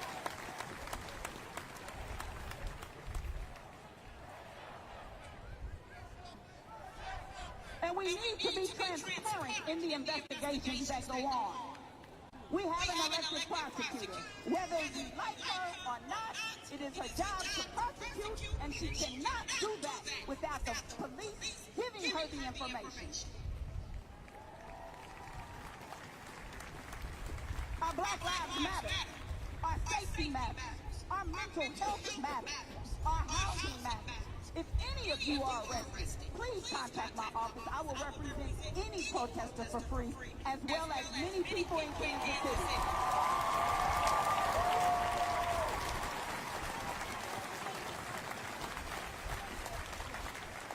We want body cams, and we want them to be used. We want de-escalation tactics. We have changed our minds about waiting for the police to give us answers. We have changed our minds about the lackadaisical attitude when an officer kills us. We should never, ever see the death of a Cameron Lane, a Terrence Bridges, Donnie Sanders, and it should never take 7 years to prosecute the killers of Ryan Stokes. We have changed our minds about staying silent. We want equality. We as black people have changed our minds about allowing you to treat us inhumane. We are humans. In 2020, black folks should not still be afraid of the police. We should not suffer mental stress just because of the police. I'm going to close out with James Baldwin, who said, and black people understand this, you all should understand this, and the cops need to understand this. To be a Negro in this country and to be relatively conscious means to be enraged almost all of the time. Thank you for coming together. We need to stop the rage and get it right. Black Lives Matter.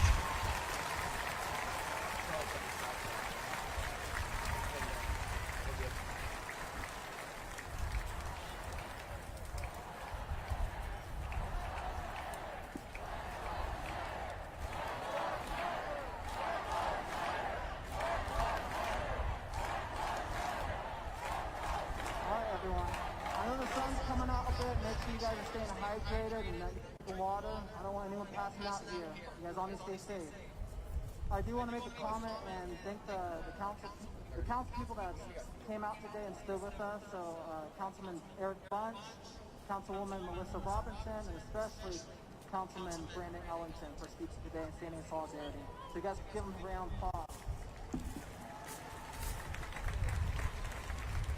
I do want to introduce one of our two last speakers, County Prosecutor Peter James Baker, to speak on the protesters of this weekend. Right, protesters have an absolute constitutional right to be here, to be on the plaza, and when you step off the curb, you should not be prosecuted because the Constitution protects you. So today is not a day for a white person to give you platitudes. Today is a day for a white person to say what we must do next. So, if you would like to see more prosecution and more police officers held accountable, then I ask you to look at the laws that you have provided for prosecutors that they are a must follow.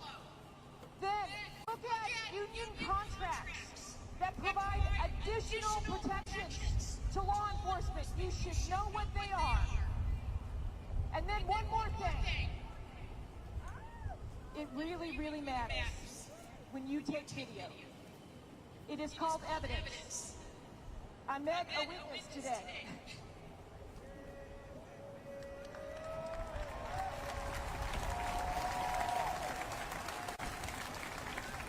You serve as jurors. That building is an opportunity for you to have your voice heard too. So serve as a juror. Do not be afraid to sit through one of those trials. You have a right to have your voice heard there in that forum. One other thing I want you to know, I want you to look at and think about the last time we went a month in this city without a homicide was February of 2014. The clearance rate for homicides in 2014 was well above the national average. You should ask yourself, what happened? Why are we facing the highest homicide rate in Kansas City history right when you stand here today? It's unacceptable, and we must do better.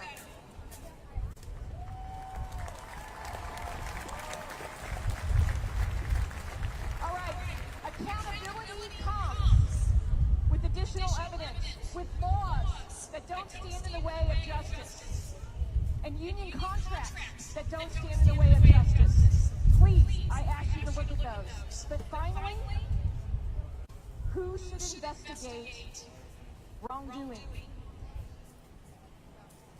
So, when someone in my office is accused of wrongdoing, and it happens, I don't oversee that investigation, and I also don't prosecute that, because that wouldn't be fair, would it? It wouldn't be fair. So, look at your police department and ask those really hard questions. Who should investigate when officers are engaged in alleged wrongdoing? And a review by someone else is not enough. It's got to be the investigative team must be a neutral team, and you must believe that. All right, protesters, I support you. You have a right to be here. I have established a website for you to bring me video evidence and other testimonials about what happened the last several days.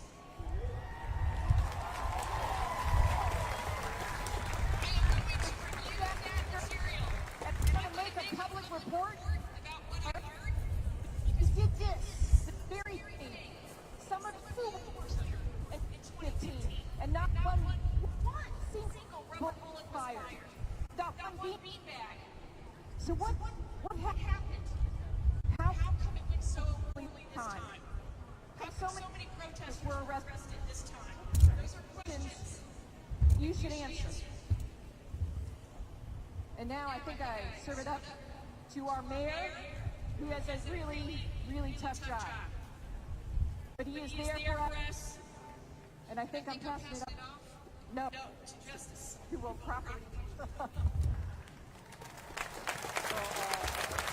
do want to introduce Mayor of Kansas City, Mayor Lucas, who has, I know that over the weekend he's verbally agreed to our demands, and after his speech, he has agreed to sign on to our demands. So Mayor Lucas of Kansas City.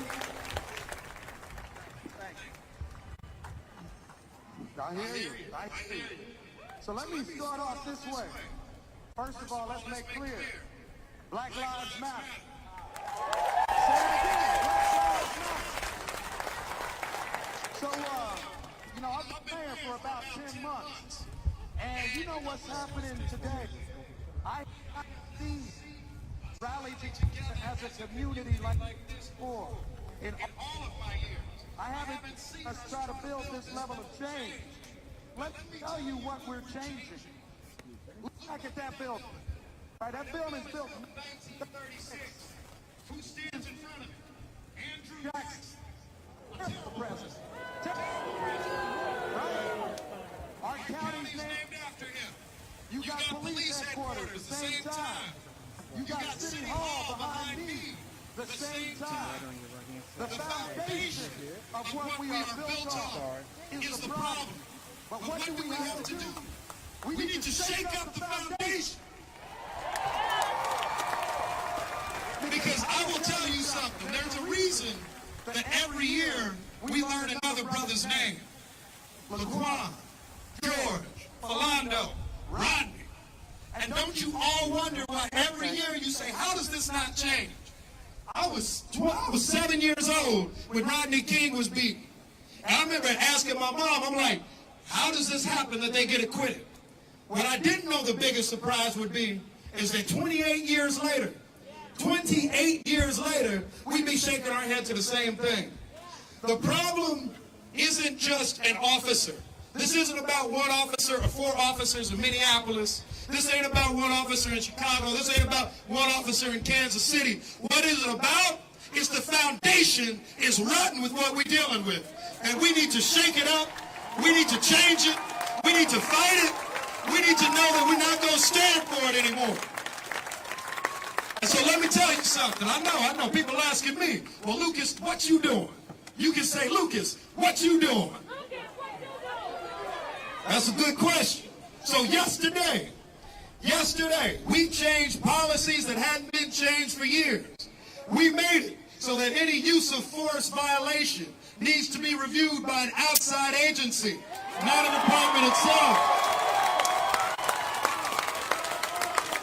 We changed it so any, and I mean any, officer-involved shooting needs to be investigated by an outside agency, not just a department.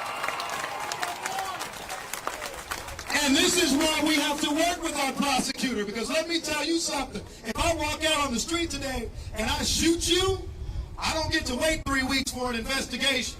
I usually don't get to go home, right? We need to make sure that not only do we have accountability, but we have speed with that accountability. So what else do we need to do? Well, when we talk about shaking up the foundation, look at these. These are some strong buildings. They are sturdy, but we need to shake them up too. We need to make sure that y'all are not just with me today, and you're not just pushing us today. You're pushing us next week, next month, next year, the year after, because we're going to make sure we make change. But let me tell you something. If Sister Barbara didn't say it, then I know all my council members could have too. The revolution, my friends, will not be televised. The revolution will not be televised. They want to put you on the news when you're protesting. They don't want to put you on the news when you're teaching a young black child. They don't want to put us on the news when we're trying to change our community. Well, you know what we're going to do? We're going to keep making the news. We're going to make it so they know that we demand accountability. And you know how we make that accountability? We all just show up. We all just come. We show up to the next police board meeting and say, we here. We show up to the next city council meeting. And what do we say? We here. We show up to the governor's office and we say what? We here. And that's how we going to make a difference. So let me just tell you this, and I'm not talking about as a mayor right now. Honestly, I've been a black man my whole life, been a mayor for 10 months. And I will tell you this step. Whenever I see any of these stories, and it's something, I usually don't even want to talk. Because that pain that so many of our black speakers have talked about, is something that every black person in this audience knows. You know that when you see a brother who is kneeled on and killed based on a forgery charge, you know that when you see a brother who's stopped and trying to get his license but ends up shot and dead, you know that that could be you. You know that that could be your brother, your sister, your auntie, your uncle, your nephew, your niece, your son, and your daughter. And what we are making these changes for today, and I want y'all, and I know we've been talking about protesting, some of y'all might even have beefs with me. That's all right, because who are we fighting for right now? I'm thinking about the brother right now at 40th and Benton. I'm thinking about the brother right now at 82nd and Truce. I'm thinking of the brother right now who stays off Blue Ridge. That's who we fighting for. We fight so they can live. We fight so they can breathe. We fight so they can read. We fight so that they can bird watch. So I see all your signs. We're going to keep our movement going. Tu lucha es mi lucha. What we saying with everybody is, we are going to make sure that when we are done, these foundations have been shaken. We have changed the way it looks. Living in Kansas City doesn't mean we just go along to get along. Living in Kansas City doesn't mean we're accepting the same stuff anymore. Living in Kansas City means that we can demand justice, and living in Kansas City means that we have the power to make change. And I need all of y'all to know you got the power. Say, I got the power. Say, I got the power. Because we all do. So I need you. I'm going to look back at y'all. I know you ain't going to be behind me when I walk up these steps in a few days, but I want to feel that you're going to be there. The next time I'm meeting with the governor, I want to be able to say, look, Governor, you may be elected from a different place in Missouri. You may think all these things. You may like Trump. I don't care, because I got my people with me.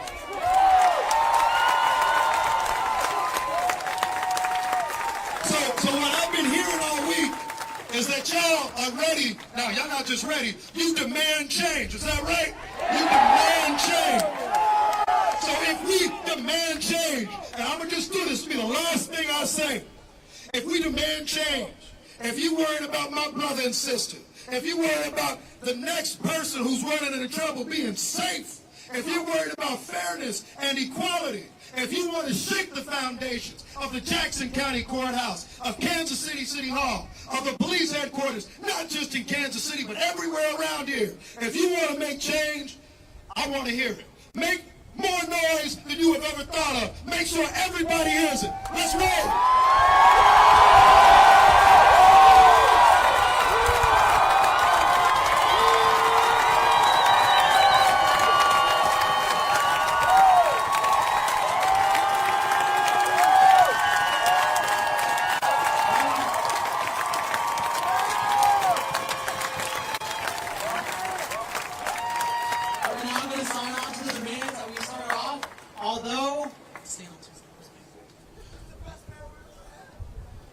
Although this is an inch, we still have a mile walk. But this is why we protest. We're the only city that's protest that's actually gotten policy change and came together to demand that our community will change.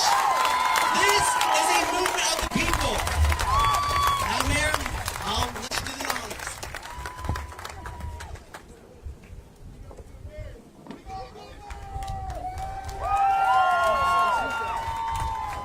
And this is just the first step, y'all. This is just the first step. We got more change to come.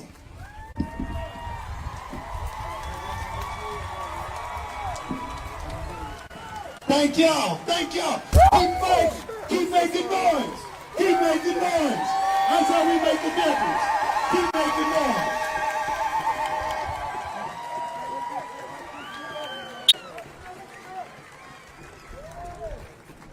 Yeah, we got receipts, people. What do we get? What do we get? Receipts! Receipts. That's what we've been asking for from the beginning, and that's what we have now.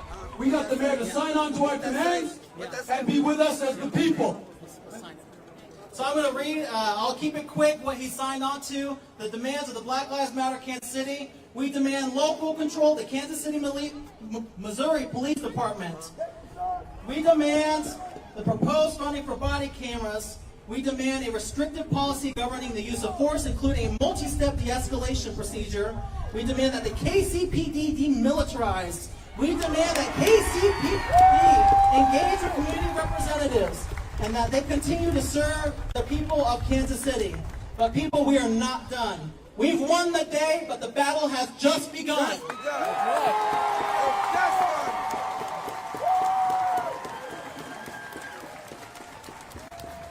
We're going to keep pushing, people. We're going to be pushing because this is what we deserve. This is not something that we humbly ask for. These are things that we've demanded and that we've demanded from the beginning and that we're going to get. People are worried. People are worried. They're worried that you guys are going to get tired, that they're going to wear you down. Is that going to happen? How many of you are tired? How many of you are tired? I don't get tired. Just say we just woke up. We've been sleeping a long time, but we just woke up. I got plenty of energy to go. When we started off and demanded receipts, and we got receipts, that's what happens when you stand together. We're stronger together. Let me hear you say it. We're stronger together. We are stronger together.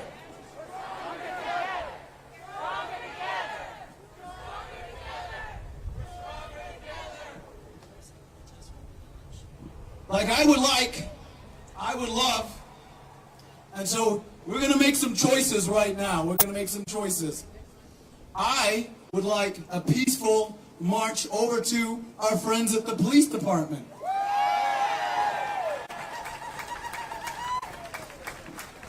I don't believe that when peaceful citizens assemble, that people should tell you, you can only be in these four corners of your peaceful demonstration. Because whose streets are these? Whose streets are these? Whose streets? Who paid for these streets? Whose streets? Whose streets? And so if we want to walk peacefully over to the police station and have a conversation with the people who we are demonstrating against, we should be able to do that. And you also heard a universal cry that all of the people who are willing to assemble peacefully shouldn't be arrested, shouldn't be shot at with rubber bullets, should not be maced, shouldn't be tear gas canistered. We should be able to assemble peacefully. That should be able to happen, right? So one of the receipts that we demanded was that the police be peaceful to us when we're peaceful to them. So far that hasn't happened. A lot of people don't realize that when we line up to demonstrate, the police are lined up against us in a counter demonstration against us. Because I don't see no riot here. How come you have riot gear?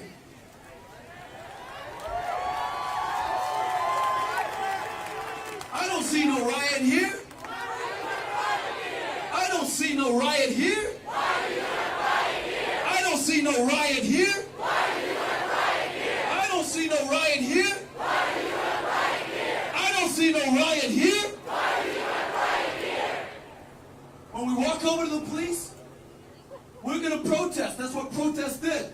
From the moment they dumped that tea into the Boston Harbor, to the civil rights movement, to the gay rights movement, to the disability movement, to the women's movement, you've never had progress without struggle. There's never any progress without struggle. They didn't sit down and drink tea. They didn't sit down and shake hands.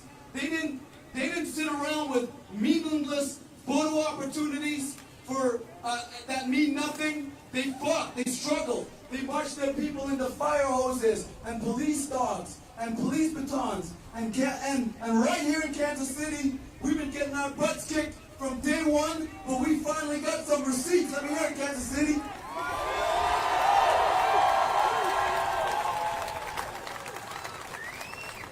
Black Lives Matter is everybody's struggle. Because if our lives don't matter, sooner or later it can be your life that doesn't matter as well. When they were gassing us shooting at us, we persevered and we got results. Let's walk over there peacefully and peacefully protest. If the police want to riot, let's let them riot. But we're not going to riot. If the police don't want you to occupy your own streets, then we know the police are not with us. But if the police want us to walk over calmly and carefully and walk over to them and have a conversation with them, then we should be able to do that.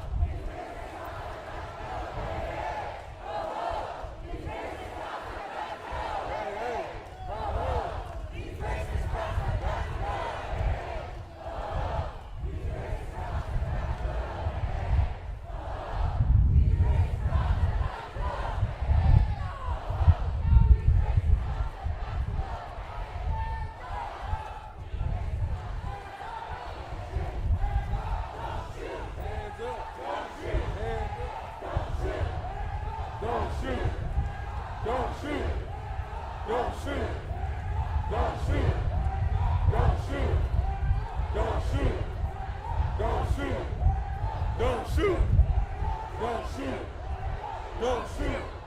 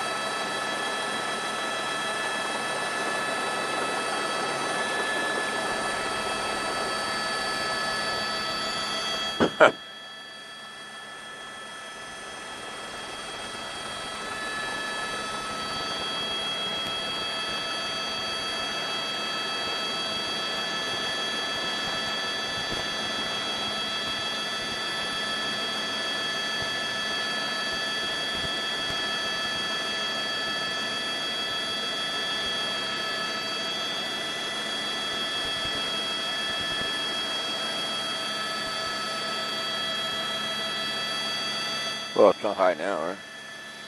It's not high now, right?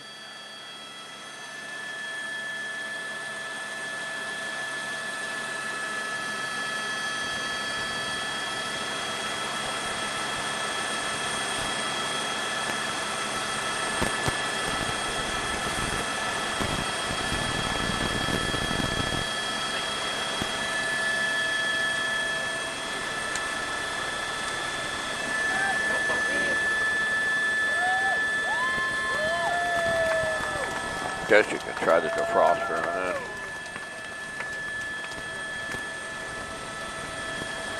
Well, just make it really hot in here if you do.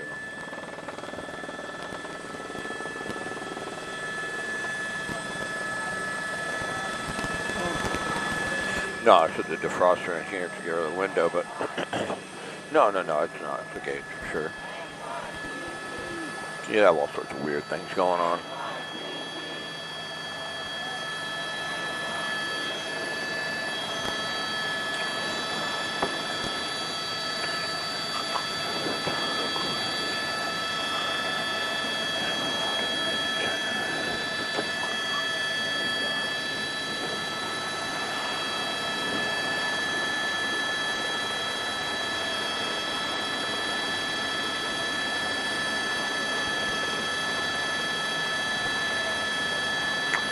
Michelle, are you with us on microwave?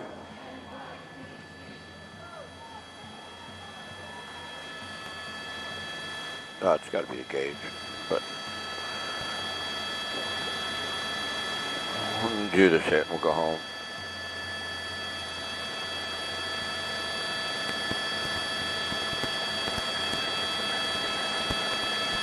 Well, it couldn't go from 60 to 130. Everything else is normal and the pressure hasn't changed. The pressure would change with that temperature anyway.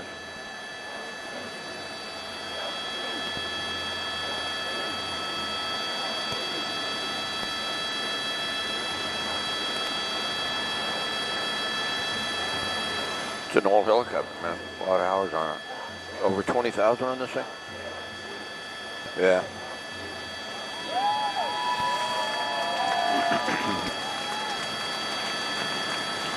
Do this for another 10 years, it won't be.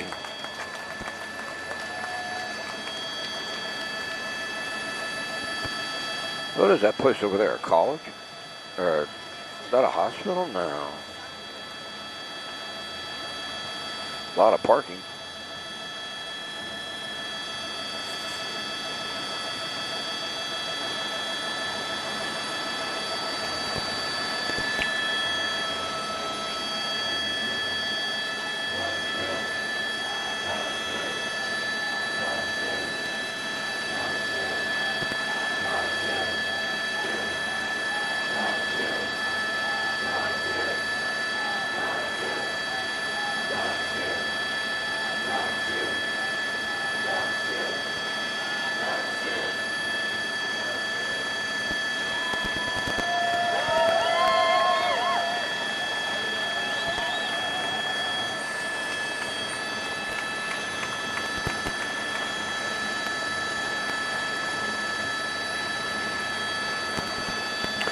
Michelle, are you with me on microwave?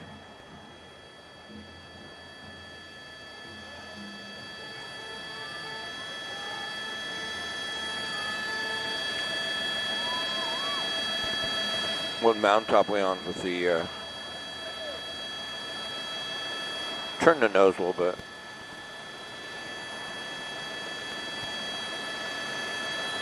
This is time at desk Gear 7.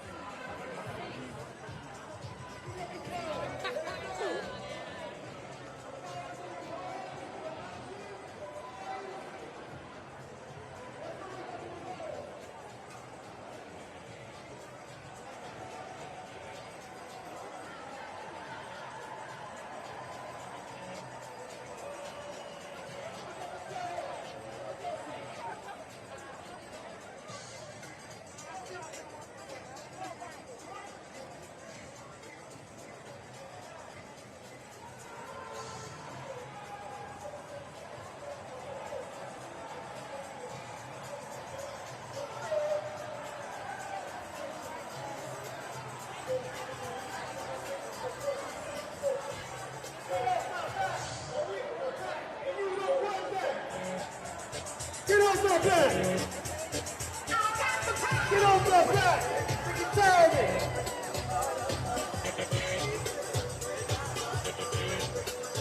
I want to be free. I want to be me. I want to be free.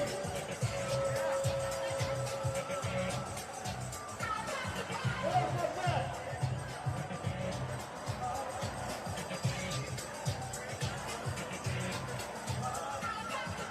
We got the power.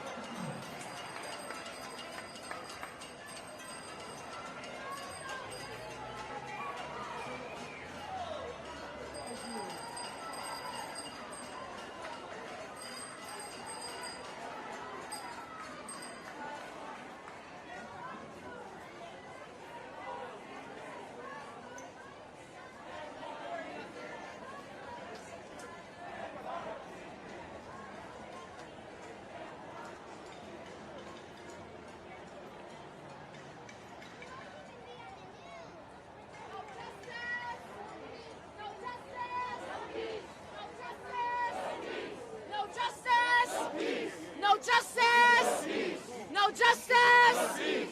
No justice! No justice! No justice! No peace! No justice! No peace! No peace!